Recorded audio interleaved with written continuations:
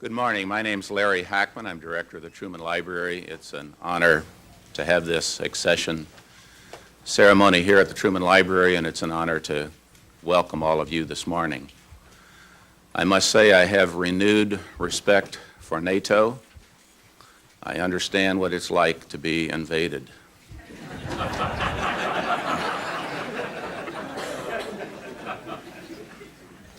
As we focus today chiefly on NATO's future, it's appropriate to recall that it was 50 years ago this spring and summer when the hard thinking and hard deciding and hard negotiating of Harry Truman and the wise men on whom he depended came to fruition in a series of actions that formally brought the North Atlantic Treaty Organization to life. Dean Acheson and George Marshall, distinguished predecessors of our distinguished Secretary of State Madeleine Albright, figured prominently in these developments.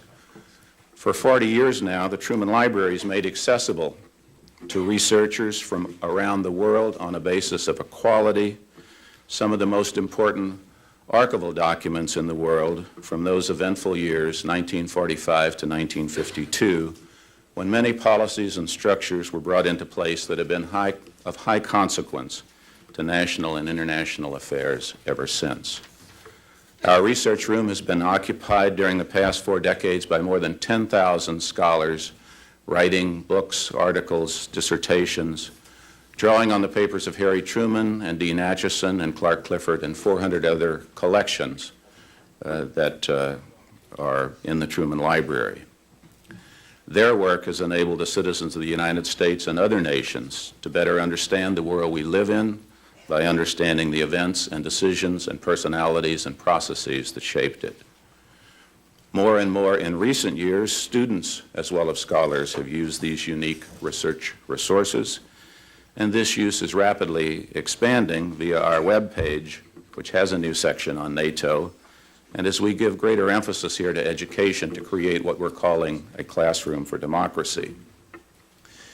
It's a pleasant coincidence that a young woman named Catherine Albright spent considerable time here in 1959 as she was writing her senior thesis at Williams College on United States policy in Korea, 1945 to 1950, an experiment in containment. After receiving her degree with honors, she wrote graciously that year to one of the archivists on our staff, "The chance to do research at the Truman Library," she said, "will always represent one of the most important aspects of my college career." It's very nice to be able to show her mother today that her daughter's thesis is on the shelf in our research room in some excellent, distinguished company. Before I close, let me just tell you about the table here upon which the procès verbal of deposit of accession to the North Atlantic Treaty will be signed today. This table was in the presidential suite at the Muehlebach Hotel in Kansas City during the Truman presidency, a suite that often functioned as the Kansas City White House during those years. On this table in May 1947, President Truman signed legislation providing $400 million of aid to Greece and Turkey, thereby giving reality to the Truman Doctrine announced that spring. On August 2nd, 1952, his last year in office, he signed on this table a NATO protocol, which would have brought the Federal Republic into NATO as part of the European defense community. That protocol never came into effect, but the objective was realized when Germany was accepted into NATO in May of 1955. On July 30th, 1965, President Lyndon Johnson came to this stage in this auditorium and on this table signed the legislation creating Medicare, partially fulfilling President Truman's national health care proposal, which was part of his Fair Deal program. And here, that day, Harry and Bess Truman were given Medicare cards, number 1 and number 2. So it's fitting that this table be used today. When it returns to exhibition status next week, it will be with an additional label and an additional photograph recognizing today's historic event. Thank you for being here.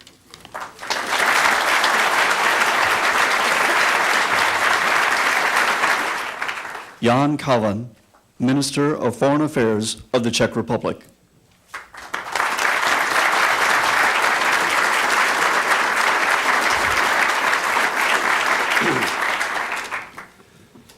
Madam Secretary, Minister Geremek, Minister Martoni, ladies and gentlemen. My country's accession to the North Atlantic Treaty fills me with satisfaction and pride. The deposit of the ratification instruments seals off the entry of the Czech Republic into this successful and very important alliance. It is a very special and a unique feeling of a Czech politician to deposit these ratification papers in a country where the basic ideas and principles of the new Czechoslovak state were first formulated and announced in 1918 in Philadelphia. It is therefore symbolic to mark today our historic accession to NATO in a country which stood at the birth of independent Czechoslovakia. And we will always remember the invaluable role of President Woodrow Wilson, as the new Czechoslovakia was founded on treaties for which he was primarily responsible. I am satisfied that we proved to be able to meet the minimal military requirements in time for today's accession to this efficient and strong political and military alliance. We appreciate that we are now an integral part of NATO's collective defense system. And we are determined not to become a burden to the alliance, just the contrary. We are prepared to fulfill our part of the responsibilities and commitments of member states and to meet all the obligations and duties which stem from this membership. We highly appreciate that our accession to NATO was fully supported by all member states of the alliance, which we also interpret as a recognition of the fact that we all share common values and common interests. Today, at the moment of joining the alliance, allow me to express my conviction that the Czech traumas of the century have now been relegated forever only to history.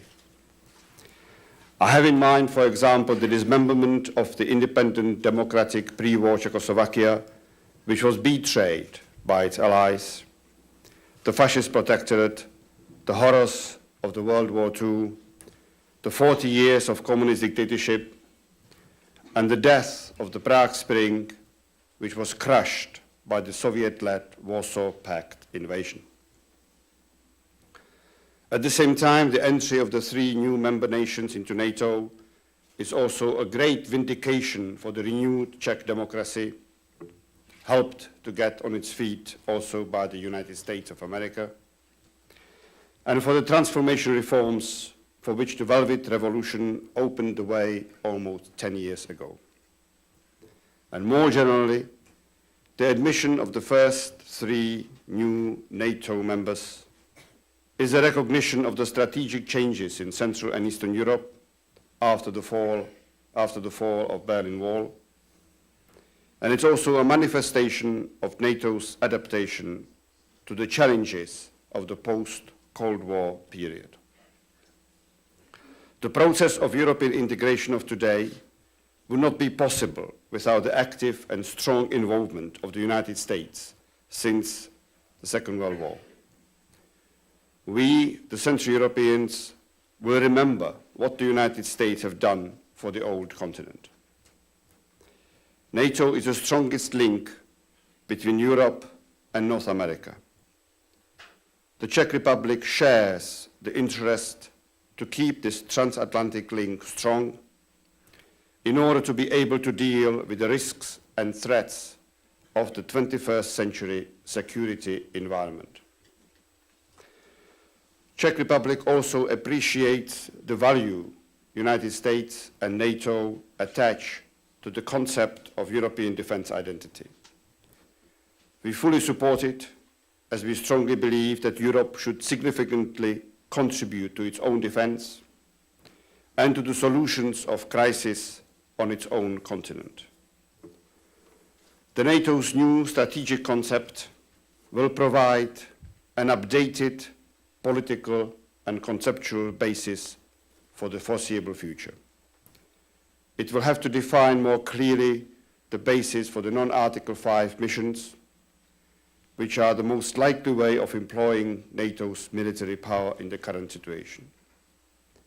And we look forward to the successful Washington summit, which should outline the future development of NATO, including the stages of its future enlargement. NATO is not only the bedrock of our common defense, but also an instrument for projecting cooperation, peace, and stability beyond the treaty territory. The Partnership for Peace has become the most successful cooperative security project in the post-Cold War world. And we very much appreciate that the alliance reached agreements on cooperation with both Russia and Ukraine. This, we believe, is very important for the European security of the 21st century. And let me allow me a brief personal note. I was in this area only once in my life. It was a few miles away from here in Kansas City. And the date was 21st of August, 1968. The day when Russian tanks swept into Prague and the occupation of Czechoslovakia began. The powerless anger which then swept me is indescribable.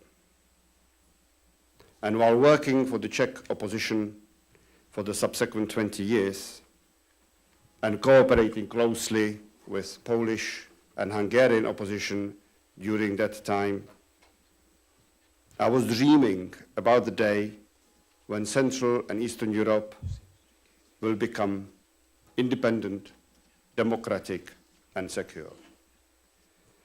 And it is for me very symbolic that it is precisely here that we today accept a guarantee that my country will never again become a powerless victim of a foreign invasion.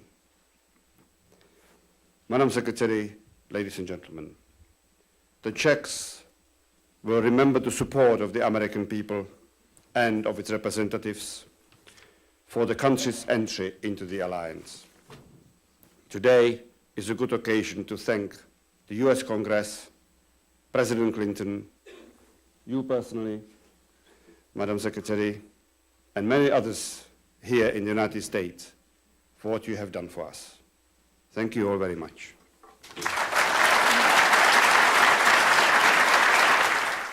His Excellency János Martonyi, Minister of Foreign Affairs of the Republic of Hungary.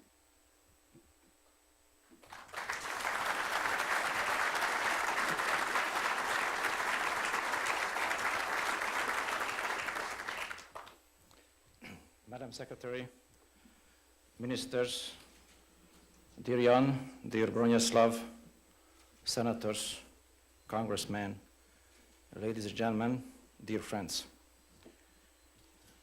Next year, Hungary will celebrate a very special anniversary, a Thanksgiving for the millennium of her statehood. Ours has been a rich but stormy history. Through all the struggles for freedom and independence, Hungarians have developed a deep sense of belonging to a larger entity, to the community of Western democracies. For a long time, it has been our aspiration to become part of this family. The best of Hungarians were dreaming of this when fighting foreign occupation and sinister ideologies forced upon them. This inspired Hungarians when they drove the first nail into the coffin of communism in 1956. It is my duty and a privilege for me to pay tribute here to the heroes of that desperate struggle and now ultimately victorious struggle. How symbolic it is that the revolution which shook the empire of oppression flamed up from demonstrations of solidarity with Poland. In 1956, alien boots stamped out that flame in Budapest. But sparks from it reappeared on the streets of Prague in 1968. They reappeared again in the shipyards of Gdańsk in 1981. They reappeared 10 years ago when lawful revolution swept through Central Europe to restore democracy there. It's not by chance that I share this rostrum with friends from Poland and the Czech Republic. As Thomas Paine wrote, tyranny is not easily conquered, yet we have this consolation within us that the harder the conflict, the more glorious the triumph. What we obtain too cheap, we esteem too lightly. For Hungarians, Czechs, and Poles, liberty was obtained very dear. We know the value of freedom. Sovereign again, Hungary is now a genuine and stable democracy. A flourishing market economy has been established, and a historic choice has been made. We Hungarians made this decision on our own, free from any outside interference. We applied for joining NATO, the largest network of security that history has ever known. Yet, the decision was not only about security. NATO accession is also about returning Hungary to her natural habitat. It has been our manifest destiny to rejoin those with whom we share the same values, interests, and goals. Let me thank the governments and the legislatures and all the persons in the member states, all those who supported the cause of our membership. They understood that we wanted to join NATO for the same reasons for which no member wants to leave it. They know that by joining the alliance, we want not to win, but to prevent wars. They realize that NATO enlargement is not a zero-sum game, but part of a prudent strategy benefiting all nations of Europe and all members of the Atlantic community. George Bernard Shaw once said, "Liberty means responsibility." That's why most people dread it. We do not. Hungarians know that membership in NATO is a combination of advantages to enjoy and obligations to meet. Hungary will continue to focus her attention on Central and Southeastern Europe. We want all its nations to be stable, democratic, prosperous, and secure. In terms of development, it is the most dynamic region of the world. We want it to keep this distinction. We want human rights to be fully respected, national identities to be freely preserved and expressed. For us, it is a matter of vital importance that other states of our region remain committed to joining NATO. Hungary will support their aspirations in two ways. First, we shall prove that new members can indeed add to the weight of the alliance. Second, we will continue to engage prospective members and to have a meaningful partnership with them. Ladies and gentlemen, in the past, Hungarians often complained of being abandoned or of standing up alone. At long last, that is over. Hungary has come home. We are back in the family. Together with all of you, we have just started a new chapter in history. From this day on, we are the closest of allies in our great endeavor, the quest for peace and prosperity. As said by President Truman 54 years ago, we all look forward to the day when the law, rather than force, will be the arbiter of international relations. We shall strive to make that day come soon. Until it does come, let us make sure that no possible aggressor is going to be tempted by any weakness on our part. Dear friends, we shall show the world the strength of this commitment and the spirit of our alliance. Thank you.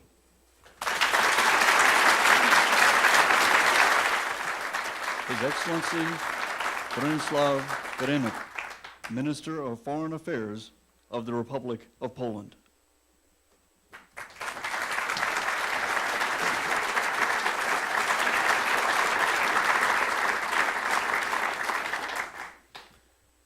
Madam Secretary of State, my dear friends, Czech and Hungarian ministers, excellencies, ladies and gentlemen, 53 years ago, in nearby Fulton, Missouri, Winston Churchill delivered his famous speech in which he said, "From Stettin in the Baltic to Trieste in Adriatic, an iron curtain has descended across the continent."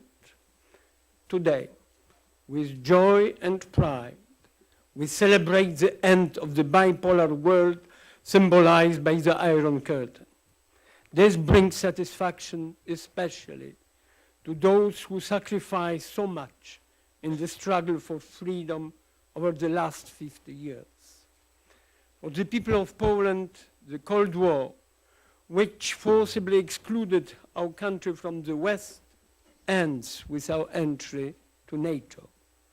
Poland, as a member of the most powerful alliance, bringing together democratic nations of Western Europe and North America, joins the vital process of bridging all divisions and contributes to the security and stability in Europe.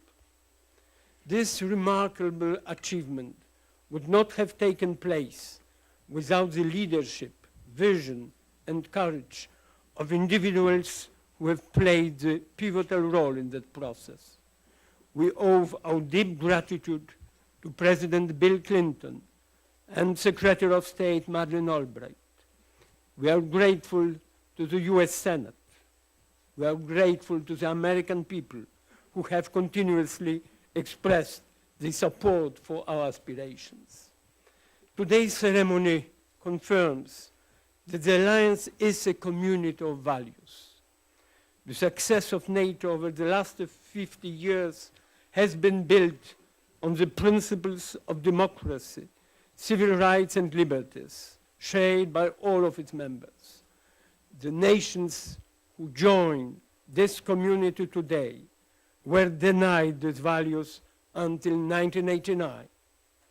On the streets of Budapest in 1956, Prague in 1968, and Gdansk in 1970 and 1981, they paid a heavy price. They have proved the democratic credentials which give them the right to be here today. Poland in the alliance will be a good and credible ally for good and bad weather. We are prepared to both take advantage of the rights of membership and bear the obligations the membership carries. We shall contribute substantially to bolstering the organization and to developing its political and military strengths. I want to assure our allies that we will not lack the determination, courage, and imagination needed to reinforce our own capability as a member of the alliance. We are convinced that NATO must remain a defensive alliance based on the principle of solidarity. To quote President Harry Truman, "The security and welfare of each member of this community depend upon the security and welfare of all. None of us alone can achieve economic prosperity or military security. None of us alone can assure the continuance of freedom." And we consider the alliance, to use Senator Vandenberg's words, as a fraternity of peace. We share the view that NATO has a wider role to play to further the cause of democracy, human rights, and solidarity. Let me say a word about relations between America and Europe. Poland shall be dedicated advocate both of the process of European integration and the strong transatlantic link. The United States has given the Atlantic community leadership, stability, and strength. Europe continuously needs a firm American anchor for its security and growth. Conversely, American security and prosperity depend on a reliable and flourishing Europe. We should keep the door to the alliance open for those who have fought for freedom, for those nations also in Central Europe, which have all necessary credentials. Another curtain must never again descend on Europe. Also, it would lack the rigidity of the old Iron One. It would almost certainly become as cruel. It would keep us divided economically, if not politically. Based on common values, principles, NATO must promote value-oriented approach to democracy, stability, and peace. The challenge facing us in the coming centuries, the challenge of creating a new international order, must be an indispensable and inseparable part of our agenda. To meet this challenge, we must safeguard democratic values incorporated in the Washington Treaty, the ability to defend ourselves, and the strong transatlantic ties. These are the sources of our strength. We cannot let them fade away in the future. Let me say in this room just few words in my language, in Polish. To wielki dzień dla Polski, jak i dla milionów Polaków rozproszonych po wszystkich kontynentach. Polska wraca na zawsze, tam, gdzie jest jej miejsce, do wolnego świata.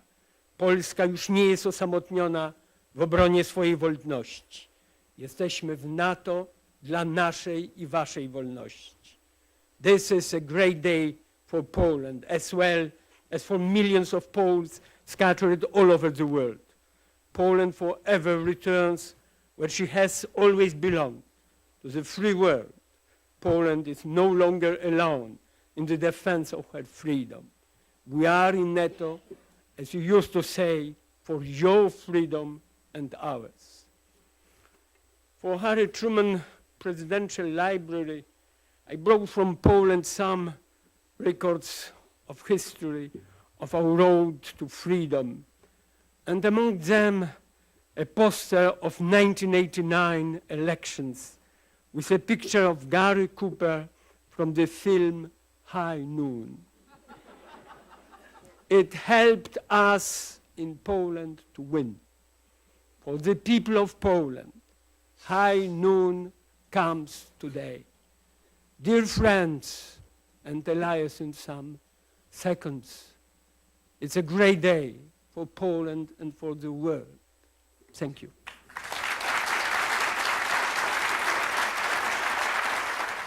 The parliaments of the Czech Republic, Hungary, and Poland have given their approval for NATO membership by ratifying instruments of accession. The final step is for each country to deposit their instrument of accession with the United States, the depositary for the North Atlantic Treaty. To honor this historic occasion, the foreign ministers of all three countries have traveled here today to deposit its instrument of accession, and Secretary Albright is here to receive them on behalf of the United States. Each minister will present his country's instrument of accession and sign the process verbal, thereby formally attesting to the fact that the instrument has been presented.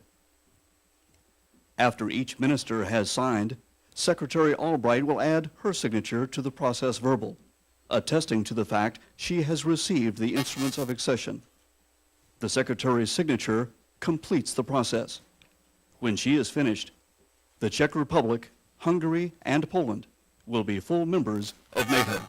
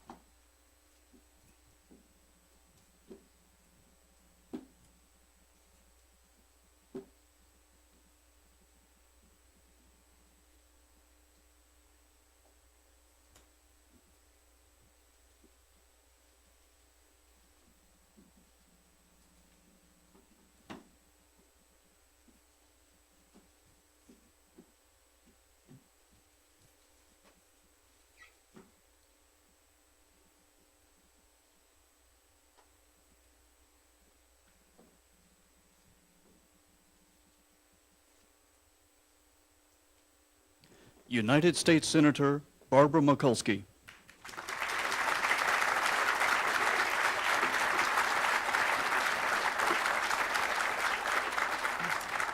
Good afternoon, Madam Secretary, distinguished foreign ministers, my colleagues in Congress, freedom fighters, and freedom supporters.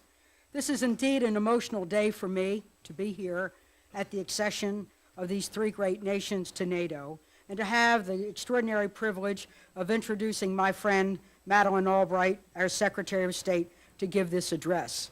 For me, this has been a journey of the heart for a number of years, in which my own family supported over the years the tireless efforts of freedom fighters and dissidents to come to this day.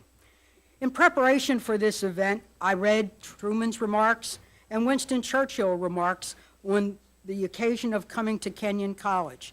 And at that time, Churchill said there were two threats facing the world. One was war, and the other was tyranny.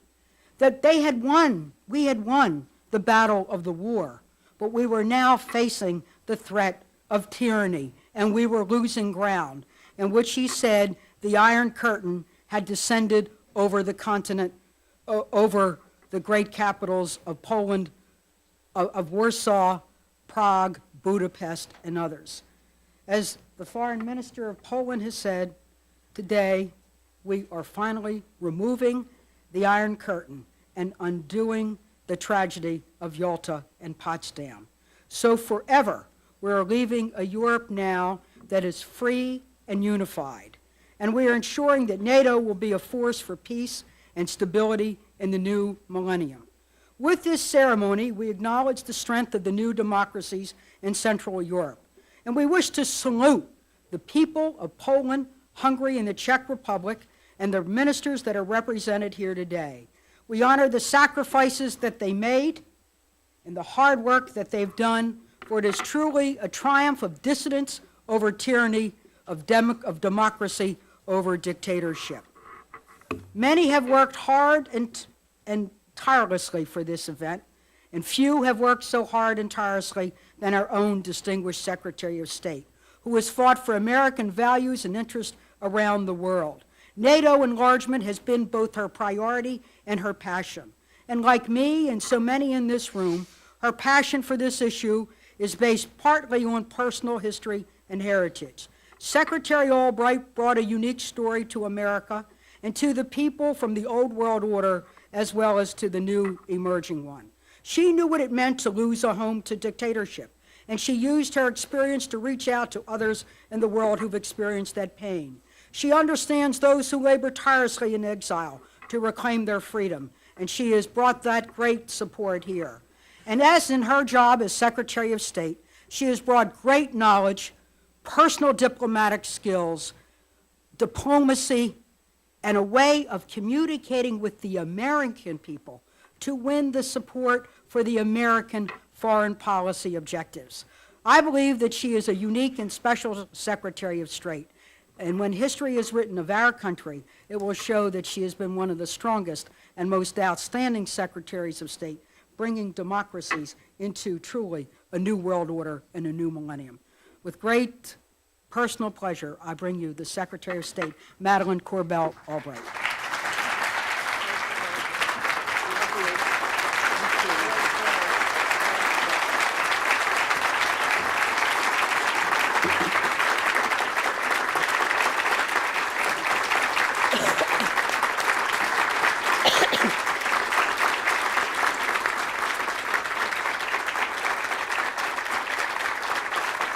Thank you. Thank you very much.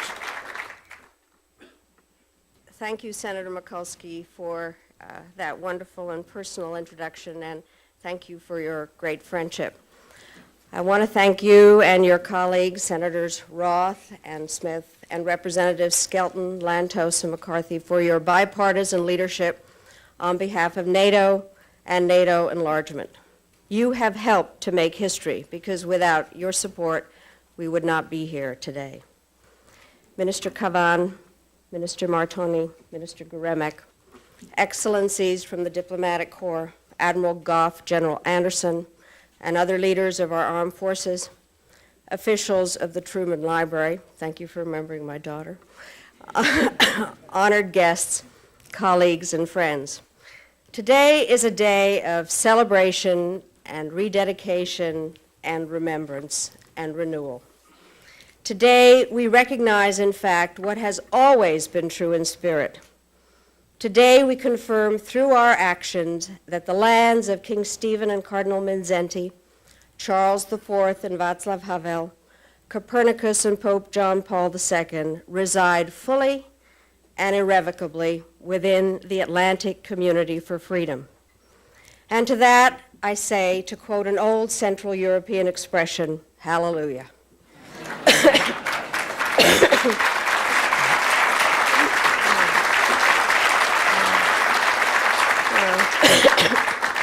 History will record March 12, 1999, as the day the people of Hungary, the Czech Republic, and Poland strode through NATO's open door and assumed their rightful place in NATO's councils.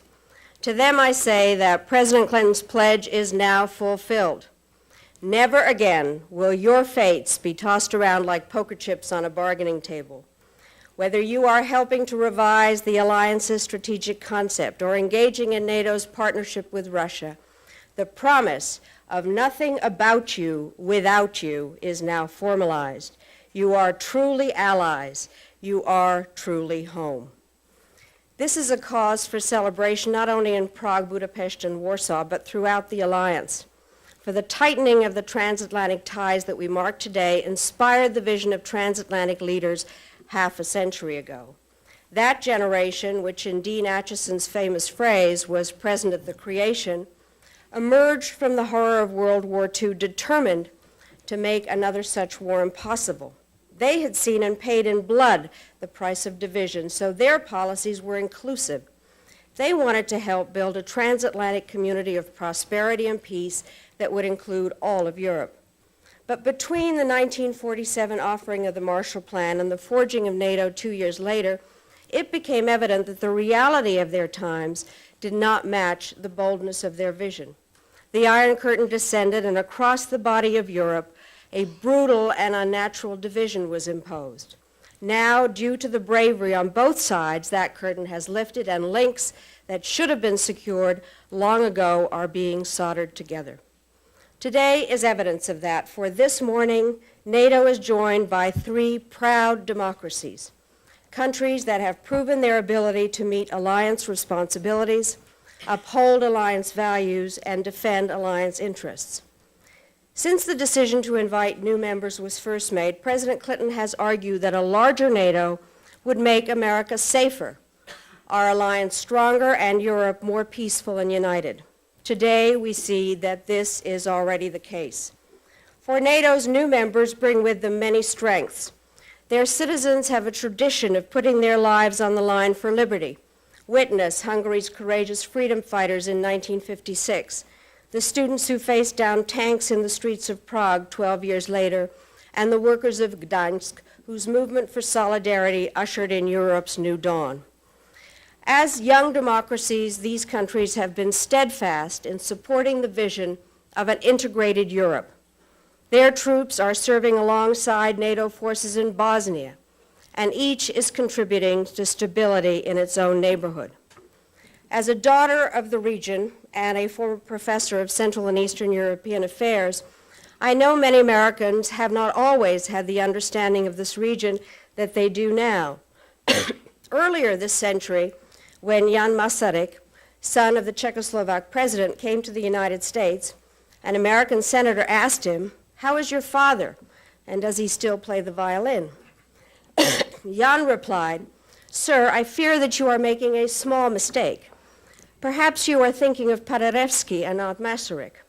Paderewski plays the piano, not the violin, and was president not of Czechoslovakia, but of Poland. Of our presidents, Beneš was the only one who played, but he played neither the violin nor the piano, but football. In all other respects, your information is correct."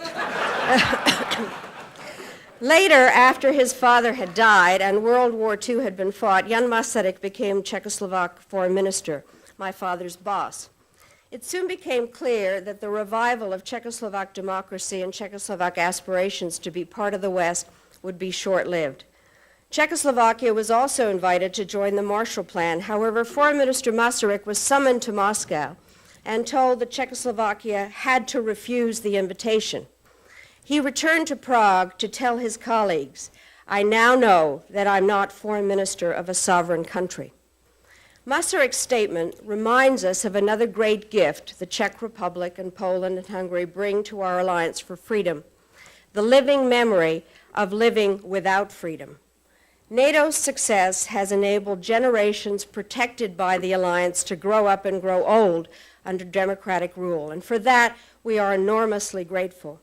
But we must also guard against a danger, for there is a risk that to people who have never known tyranny, an alliance forged before they were born to counter an enemy that no longer exists, to defend freedom some believe are no longer endangered, may appear no more relevant than the fate of Central Europe did to some of our predecessors 60 years ago. The Truman Library is a fit place for plain speaking, so let me speak plainly now. It is the job of each and every one of us on both sides of the Atlantic to bring home to the generations of today and tomorrow the compelling lessons of this century. We must never fall back into complacency or presume that totalitarianism is forever dead or retreat in the face of aggression. We must learn from history, not repeat it, and we must never forget that the destinies of Europe and North America are inseparable, and that this is as true now as it was when NATO was founded 50 years ago. Of course, there will always be differences between Europe and America. We have been aptly called cousins, but we will never be mistaken for clones. Today, there are splits on trade and other issues, some of which are quite controversial, but do not exaggerate. These are differences within the family. However, I think I can speak for each of my alliance colleagues when I say that on the central questions that affect the security and safety of our people, our alliance is and will remain united as it must. For the hopes of future generations are in our hands. We cannot allow any issue to undermine our fundamental unity. We must adapt our alliance, strengthen our partnerships. We must anticipate and respond to new dangers, and we must not count on second chances. We must get it right now. This requires understanding that the more certain we are in preparing our defense, the more certain we may be of defending our freedom without war. NATO is the great proof of that, for its success over 5 decades is measured not in battles won, but rather in lives saved, freedoms preserved, and wars prevented. That is why President Truman said that the creation of NATO was the achievement in which he took the greatest pride. Today, we too have grounds for pride. For NATO enlargement is a sign that we have not grown complacent about protecting the security of our citizens. The nations entering our alliance today are the first new members since the Cold War's end, but they will not be the last. For NATO enlargement is not an event, it is a process. It is our common purpose over time to do for Europe's East what NATO has already helped to do for Europe's West.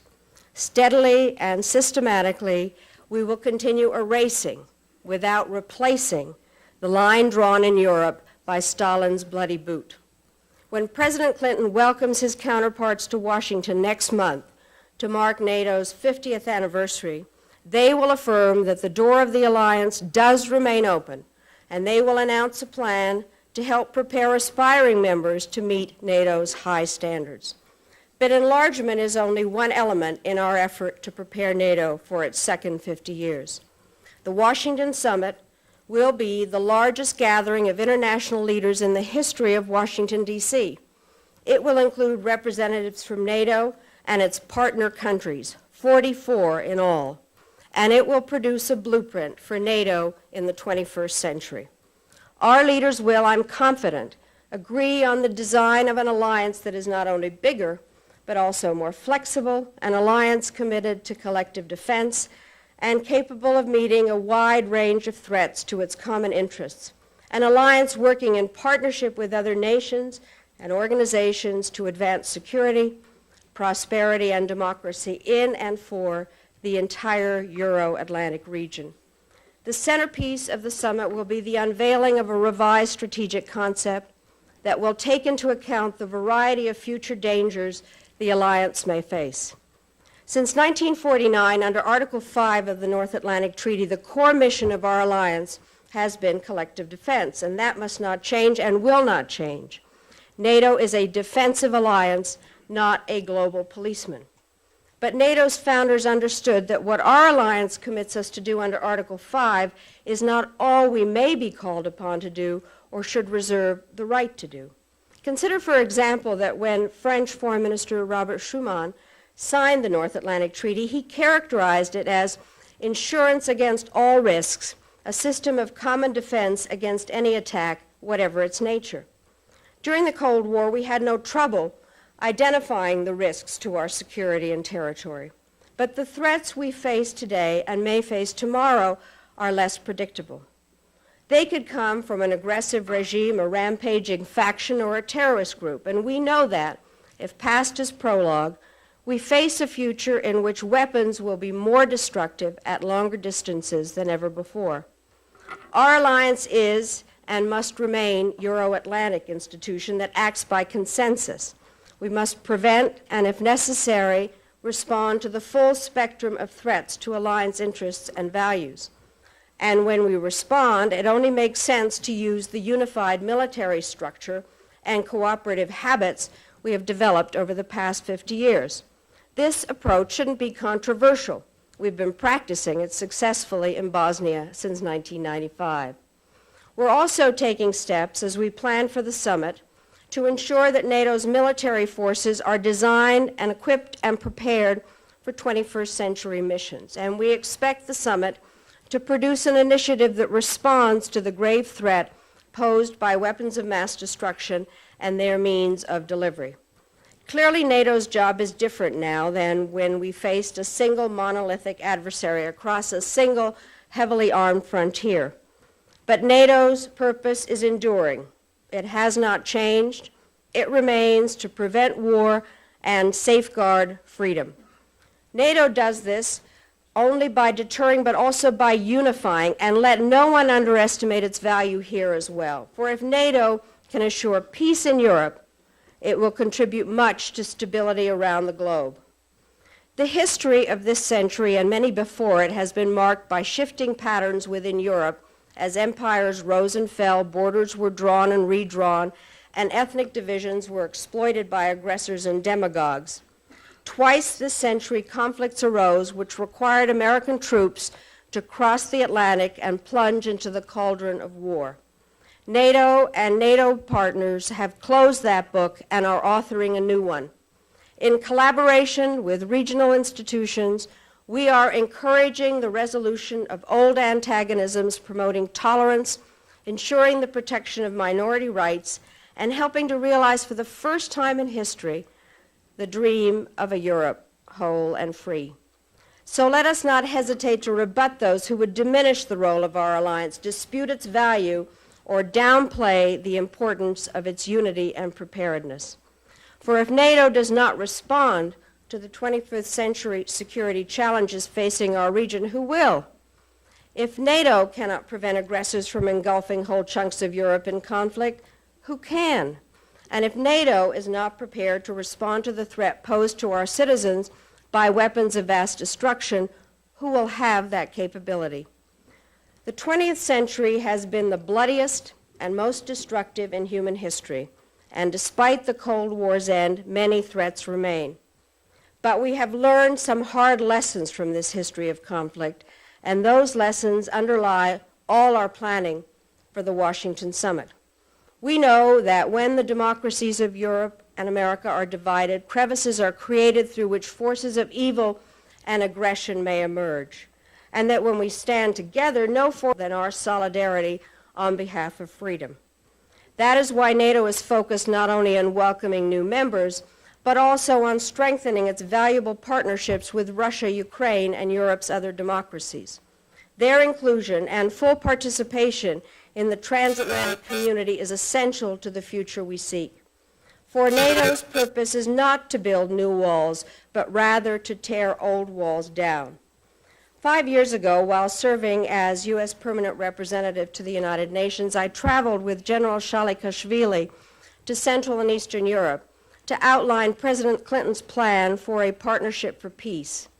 That concept continues to deepen and pay dividends for countries whether or not they aspire to NATO membership. Today, former adversaries are talking to each other, training with each other, carrying out missions together, and planning together for the future. By fostering that process, we prevent potentially dangerous misunderstandings, address present problems, and lay a solid foundation for future cooperation. We also remind ourselves that although NATO stands tall, it does not stand alone. The EU, OSCE, and NATO and its partners form the core of a broader system for protecting vital interests and promoting shared values. We learned in Bosnia earlier this decade how vital such a system is. We face a test of that system now in Kosovo, and we welcome Russian Foreign Minister Ivanov's efforts in Belgrade today to help achieve our common goal. There, together, we have backed diplomacy with tools ranging from humanitarian relief to OSCE verifiers to the threatened use of NATO force. Together, we have hammered out an interim political settlement which meets the needs and respects the rights of all concerned. When talks resume next week, we must be firm in securing this agreement. We must be clear in explaining that a settlement without NATO-led enforcement is not acceptable because only NATO has the credibility and the capability to make it work.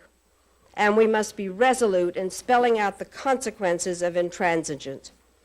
To those abroad and in my own country who have raised doubts, I reply that the plan we and our partners have developed is not risk-free, but we prefer that risk to the certainty that inaction would lead to a renewed cycle of repression and retaliation, bloodletting, and ethnic cleansing. The path we have chosen for our alliance in Kosovo is not easy, but it is right. It serves NATO interests, and it upholds the values of our alliance for which it was created and which we will defend. Today, as NATO embarks upon a new era, our energy and vision are directed to the future. But we are mindful as well as the past, for as we welcome 3 new members, we have a debt we cannot fail to acknowledge. In this room today are ambassadors and foreign ministers and generals and members of Congress. In this room, there is great pride and good reason for it. But let us never forget upon whose shoulders we stand. We pay homage to our predecessors and to the millions of soldiers and sailors and aviators and diplomats who throughout the past half-century have kept NATO vigilant and strong. We pay homage as well to those who fought for freedom on the far side of freedom's curtain. For the Berlin Wall would be standing today. The Fulda Gap would divide Europe today. The Warsaw Pact would remain our adversary today if those who were denied liberty for so long had not struggled so bravely for their rights. Let us never forget that freedom has its price, and let us never fail to remember how our alliance came together, what it stands for, and why it has prevailed. Upon the signing of the North Atlantic Treaty, President Harry Truman referred to the creation of NATO as a neighborly act. We are like a group of householders, he said, who express their community of interest by entering into an association for their mutual protection. At the same time, Canadian Secretary of State Lester Pearson said, "The North Atlantic community is part of the world community, and as we grow stronger to preserve the peace, all free men and women grow stronger with us." Prime Minister Spock of Belgium added, "The new NATO pact is purely defensive. It threatens no one. It should therefore disturb no one, except those who might foster the criminal idea of having recourse to war." Though all the world has changed since these statements were made, the verities they express have not.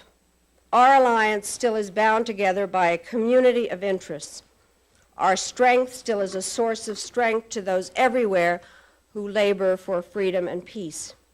Our power still shields those who love the law and still threatens none except those who would threaten others with aggression and harm. Our alliance endures because the principles it defends are timeless and because they reflect the deepest aspirations of the human spirit. It is our mission now, working across the Atlantic, to carry on the traditions of our alliance and prepare NATO for the 21st century. To that end, we take a giant step today, and we look forward with confidence and determination to the historic summit in Washington and further progress tomorrow. Thank you all very much.